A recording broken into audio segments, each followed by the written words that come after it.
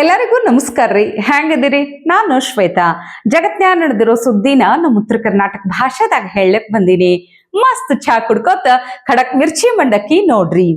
ನಿನ್ನೆ ಇಡೀ ದಿನ ಡಿ ಕೆ ಶಿವಕುಮಾರ್ ಅವರು ಅದಾನಿ ಭೇಟಿಯಾಗಿದ್ದೆ ದೊಡ್ಡ ಸುದ್ದಿ ಆಗಿತ್ತು. ಡಿ ಕೆ ಶಿ ಅವ್ರ ಮನೆಯಾಗೆ ಅದಾನಿಗೆ ರಾಜಾತಿಥ್ಯ ನಡೆದಿತ್ತು. ಯಾಕಂದ್ರ ರಾಹುಲ್ ಗಾಂಧಿ ಅವರದ್ದು ಚಿತ್ರ ವಿಚಿತ್ರ ಸ್ಟೇಟ್ಮೆಂಟ್ಗಳು. ಇದಕ್ಕೆ ಈಗ ಗೃಹ ಮಂತ್ರಿ ಪ್ರಿಯಾಂಕ ಖರ್ಗೆ ಅವರು ಪ್ರತಿಕ್ರಿಯೆ ಕೊಟ್ಟಾರ. ಒಂದು ಸಲ ಕೇಳಿಸ್ಕೋಬೇಕು ನೀವು. ಅದಾನಿ ಅವ್ರ ಬಗ್ಗೆ ವೈಯಕ್ತಿಕ ನಮ್ದು ಏನೇ ಅಭಿಪ್ರಾಯ ಇರ್ಬೋದು. ನಮ್ಮ ಚಿತ್ತಾಪುರ್ನಲ್ಲಿ ACC ಸಿಮೆಂಟ್ ಫ್ಯಾಕ್ಟ್ರಿ ಖರೀದಿ ಮಾಡಿರೋದು. Asia's biggest clinker factory is in my constituency. Now it is Adani's. ನಾನೇನಾದರೂ ಮಾಡೋಕ್ಕಾಗ್ತದ? ಇಲ್ಲ. ಕಾನೂನನ್ನು ಪಾಲನೆ ಮಾಡಿ ಅಷ್ಟೇ. ಆ್ಯಂಡ್ ಬಂದು ಭೇಟಿ ಆಗೋದ್ರಲ್ಲಿ ಏನಿದೆ for us is a contractor, government contractor ಅಲ್ಲ. ಅವರು ಯಾವುದೋ ಒಂದೆರಡು ಪ್ರಾಜೆಕ್ಟ್ನಲ್ಲಿ L1 ಇದ್ದಾರೆ. Yes, it's a very important project for government of Karnataka. ನಾವಂತೂ we have not influenced the tender. ಈಗ ನಾಳೆ ಯು ಕ್ಯಾನ್ ಬಿ L1, ನೀವೇ L1 ಇರ್ಬೋದು. L1 ಇದ್ದಾಗ ಬಂದು ಸೌಜನ್ಯಕ್ಕೆ ಭೇಟಿ ಆಗಿರ್ತೀರ CMಗೆ, ಯಾಕಂದರೆ ಇಟ್ಸ್ ಅ ಬಿಗ್ ಪ್ರಾಜೆಕ್ಟ್. ಅದರಲ್ಲಿ for us is nothing but a contractor. BJP ಟೀಕೆ ಮಾಡ್ತಿದೆ ಸರ್. ರಾಹುಲ್ ಗಾಂಧಿ ಅವರು ಬೆಳಗ್ಗೆಯಿಂದ ಸಂಜೆವರೆಗೂ ಬೈತಾರೆ ನೋಡಿದ್ರೆ, ಈಗ ಅವ್ರ ಜೊತೆನೇ ಅವ್ರ ಮನೆ. ಈಗಲೂ ಕೂಡ ನಮ್ಮ ಅಭಿಪ್ರಾಯ, ಕೇಂದ್ರ ಸರ್ಕಾರ ಅದಾನಿ ಅಂಬಾನಿಯವರ ಗುಲಾಮ್ ಇಲ್ಲ ಅಂತ. ಈಗ ಈ ಲೀಗಲ್ ಪ್ರೊಸೆಸ್ ಅಂತೂ ನಾನು ಸ್ಕಟಲ್ ಮಾಡೋಕ್ಕಾಗಲ್ಲ, ನಾನು ಚೇಂಜ್ ಮಾಡ್ಲಿಕ್ಕಾಗಲ್ಲ. ನ್ಯಾಯಯುತವಾಗಿ ಅವ್ರಿಗೆ ಸಿಕ್ಕಿದ್ರೆ ಸೋ ಬಿ ಇಟ್. ನಮಗೇನು ಕೆಲಸ ತೆಕ್ಕೊಳೋದು ಇಂಪಾರ್ಟೆಂಟ್. ಅದು ಅದಾನಿ ಇರ್ಬೋದು, ಅಂಬಾನಿ ಇರ್ಬೋದು, ಅಂಬರೀಷ್ ಇರ್ಬೋದು, ನಮಗೇನು ಮಾಡೋದಿದೆ. ಲೀಗಲ್ ಪ್ರೊಸೆಸ್ನಲ್ಲಿ L1 ಆಗಿದ್ದಾರೆ. ಆದರೆ ನಾವು ನೇರವಾಗಿ ಯಾರಿಗಾನ ಬೇರೆಯವ್ರಿಗೆ ಕೊಟ್ಟಿದ್ರೆ ನೀವೇನು ಹೇಳ್ತಾ ಇದ್ರಿ? ಹಗರಣ ಅಂತ ಇದ್ರಿ. ಈಗ ಟೆಂಡರ್ ಪ್ರೊಸೆಸ್ ಫಾಲೋ ಆಗಿದೆ, ಪ್ರಕ್ರಿಯೆ ಫಾಲೋ ಆಗಿದೆ, ಅದಕ್ಕೆ ಬಂದು ಭೇಟಿ ಆಗಿರ್ಬೋದು. ಅದರಲ್ಲಿ ಇದೆ. ಮತ್ತು ಇವಾಗ BJP ಅವ್ರದ್ದು ಏನಂತಾರೆ? ಟನಲ್ ಮಾಡ್ಬೇಕಂತಾರ, ಮಾಡಬಾರ್ದು ಅಂತಾರ. ಅದಾನಿಗೆ ಸಿಕ್ಕಿದೆ ಅಲ್ಲ. ಈಗ ಯಾವ ಈ MP ಗಳೆಲ್ಲ ಬಾಯ್ ಬಡ್ಕೊತಾ ಇದ್ರಲ್ಲ, ಈಗ ಅವ್ರ ನೆಂಟರಿಗೆ ಸಿಕ್ಕಿದೆ. ಈಗ ಟನಲ್ ಮಾಡಬೇಕಾ? ಈಗ ನಾವೇನು ಮಾಡಬ ನೆಂಟರು ಅವ್ರ ಬೀಗರು ಹಾಕ್ಬೋದಲ್ಲ ಟೆಂಡರು, ನಾವು ಹಾಕೋಕ್ಕಾಗಲ್ಲ ಅಲ್ಲ ಹಾಕಾಗುತ್ತಾ? ನಮ್ಮದು ಪಾರದರ್ಶಕವಾಗಿ ಒಂದು ಪ್ರಕ್ರಿಯೆ ಇದೆ ಸರ್ಕಾರದಲ್ಲಿ. ಆ ಪ್ರಕ್ರಿಯೆ ಪ್ರಕಾರ ಸಿಕ್ಕಿದೆ. ಅದು ಅವ್ರ ನೆಂಟ್ರಿಗೆ ಸಿಕ್ಕಿರ್ಬೋದು, ಅವ್ರ ಬೀಗ್ರಿಗೆ ಸಿಕ್ಕಿರ್ಬೋದು. ನಾವೇನು ಮಾಡೋಕ್ಕಾಗ್ತದೆ? ನೋಡ್ರಪ್ಪ, ಅಂಬಾನಿ ಅದಾನಿ BJP MP ಗಳ ನೆಂಟ್ರಂತ, ಕೇಂದ್ರ ಸರ್ಕಾರ ಅಂಬಾನಿ ಅದಾನಿ ಗುಲಾಮರಂತ. ಇವ್ರ ಹೇಳಿಕೆ, ಇವರ ಪರಿಕಲ್ಪನೆ, ಇವರ ಸಂಭಾಷಣೆ ಎಲ್ಲ ಭಾರಿ ಐತಿ ಬಿಡ್ರಿ. ಇದೊಂಥರ ಹೆಂಗಂದ್ರ ಜಟ್ಟಿ ಕೆಳಗ್ ಬಿದ್ರು ಮೀಸಿ ಮಣ್ಣಾಗಿಲ್ಲ ಅಂತಾರಲ್ಲ, ಹಂಗಾಯ್ತು ನೋಡ್ರಿ. ಒಟ್ನ್ಯಾಗ ಟೆಂಡರೋ ಏನು, ಒಟ್ನ್ಯಾಗ CM DK ಶಿ ಸಾಹೇಬ್ರು ಅದಾನಿ ಅವ್ರ ಜೊತೆ ಡೀಲ್ ಮಾಡ್ಲಿಕ್ಕತ್ತಿದ್ ಖರೆ ಅದ.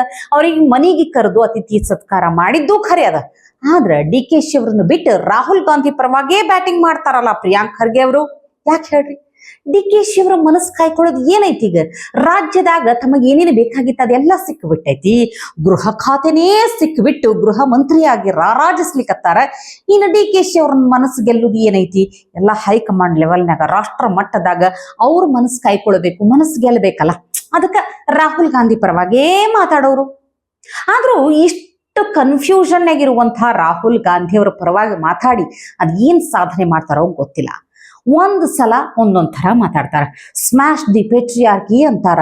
ಆದ್ರೆ ಮತ್ತೊಂದ್ಸಲ ಈ ಹಿಜಾಬು, ಅಬಾಯ ಇವೆಲ್ಲ ಹಾಕೊಳ್ಳೋ ವಿಷಯಕ್ಕ ಕೇಳಲಿಕ್ಕತ್ತಾರ. ಖುದ್ದ ಕೇಳದಾಗ ಆಯ್ಕೆಯ ಸ್ವಾತಂತ್ರ್ಯ ಅಂತ. ಎಂಥ ಮಾತು ನೋಡ್ರಿ ಹೆಂಗದ. ಹೆಣ್ಮಕ್ಳಿಗೆ ಯಾರಿಗೆ ಇಷ್ಟ ಆಗ್ತೈತೆ ಅವ್ರು ಹಾಕೋಬಹುದು ಅಂತಾರ. ಇದು ಎಲ್ಲಾರ್ಗೂ ಅಪ್ಲೈ ಆಗ್ತೈತೆ ಇಲ್ಲ ಗೊತ್ತಿಲ್ಲ. सर, अगर आप सत्ता में आएंगे, अगर आप प्राइम मिनिस्टर बनेंगे, तो आपका क्या नजरिया होगा कि एक औरत अबाया और हिजाब पहनकर फ्री नहीं फील करती है? क्या अबाया और हिजाब उतार? देखिए, मेरी व्यू है कि जो महिला पहनना चाहती है वो उसके ऊपर है.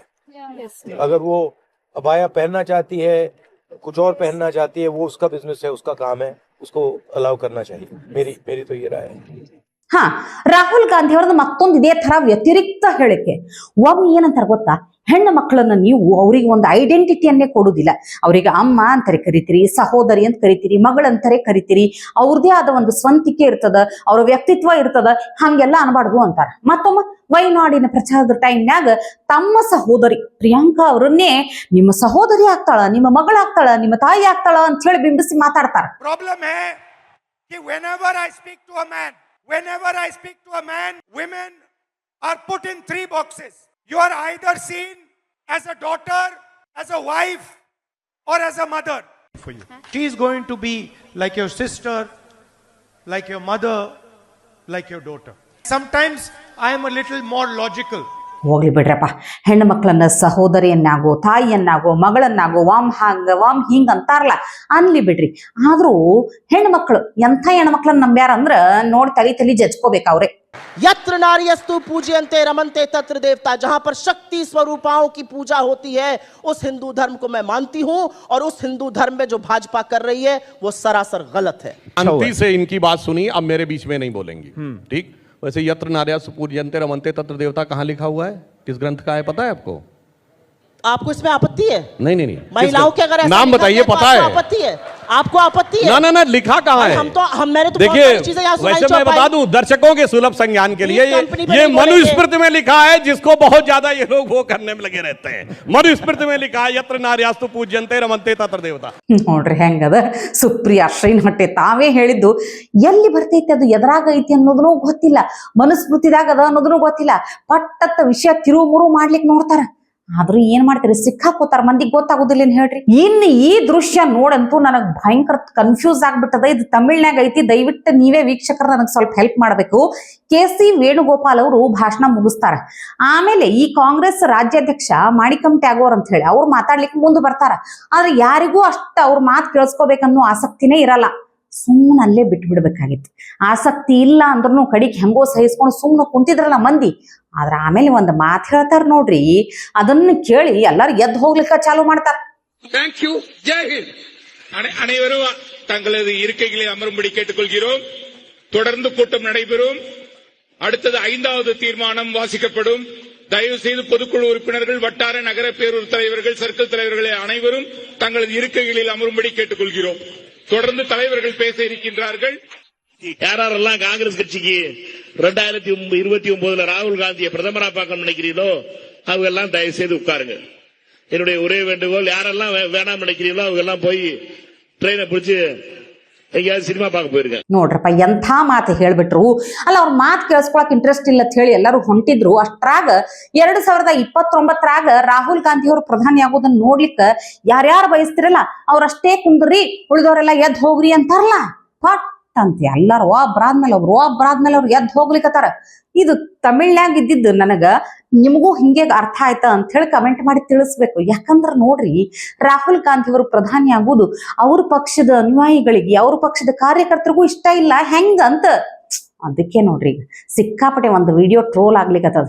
ಪ್ರತಿ ಸಲ ಲೋಕಸಭಾ ಚುನಾವಣೆ ಬರೋ ಟೈಮ್ನ್ಯಾಗ ರಾಹುಲ್ ಗಾಂಧಿ ಅವರ ಪಕ್ಷದ ನಾಯಕರೇ ರಾಹುಲ್ ಗಾಂಧಿ ಈ ಸಲ ಪ್ರಧಾನಿ ಆಗ್ತಾರ, ರಾಹುಲ್ ಗಾಂಧಿ ಈ ಸಲ ಪ್ರಧಾನಿ ಆಗೇ ಆಗ್ತಾರ ಅಂತ ಹೇಳಿ ಹೇಳಿ ಹೇಳಿ ಇಸವಿಗಳು ಚೇಂಜ್ ಆಗ್ಲಿಕ್ಕತ್ತಾವ ಹೊರತು ರಾಹುಲ್ ಗಾಂಧಿ ಅವರು ಪ್ರಧಾನಿ ಆಗುವುದಂತೂ ಕನಸಿನ ಮಾತಾಗೇ ಉಳಿದು ಬಿಟ್ಟದ. ಖರೇ ಮನಸ್ಸಿನಿಂದ ಆತ್ಮಸಾಕ್ಷಿಯಿಂದ ಕೇಳಿದ್ರೆ ಬಹುಶಃ ಅವ್ರ ಪಕ್ಷದ ನಾಯಕರಿಗೆ, ಫಾಲೋವರ್ಸಿಗೆ, ಕಾರ್ಯಕರ್ತರಿಗೆ ಯಾರಿಗೂ ರಾಹುಲ್ ಗಾಂಧಿ ಪ್ರಧಾನಿ ಆಗುವುದೇ ಬೇಕಾಗಿಲ್ಲ ಅಂತ ಅನಿಸ್ತೈತಿ. Rahul Gandhi would be an ideal choice for the Prime Minister's position after the 2014 election.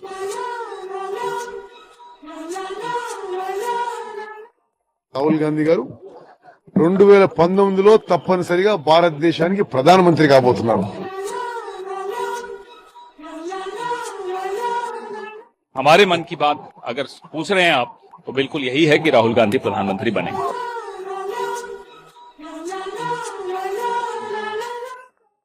Rahul Gandhi will be the next Prime Minister of this country in 2029. तारीख मिलती रही है. ಇವತ್ತಿಗಿಷ್ಟು ಸುದ್ದಿ ಸಾಕಲ್ಲ, ನಾಳೆ ಇಂಥವೇ ಮತ್ತೊಂದಷ್ಟು ಸುದ್ದಿ ತರ್ತೀನಿ. ಚಾ ಇಟ್ಕೊಂಡು ಮಿರ್ಚಿ ಮಂಡಕ್ಕಿ ನೋಡ್ಲಿಕ್ಕೆ ಕಾಯ್ಕೊಂಡಿರ್ರಿ. ಟಿವಿ ವಿಕ್ರಮ, ದೇಶ ನಿಮ್ಮ ಕೈಯಲ್ಲಿ. ಈ ಕಾರ್ಯಕ್ರಮ ನಿಮಗೆ ಇಷ್ಟ ಆಗಿದ್ದಲ್ಲಿ ಲೈಕ್, ಶೇರ್ ಹಾಗೂ ಕಮೆಂಟ್ ಮಾಡಿ. ಟಿವಿ ವಿಕ್ರಮದ ಕಾರ್ಯಕ್ರಮಗಳನ್ನು ನಿರಂತರವಾಗಿ ವೀಕ್ಷಿಸಲು ಸಬ್ಸ್ಕ್ರೈಬ್ ಮಾಡಿ, ಬೆಲ್ ಐಕನ್ ಒತ್ತಿ.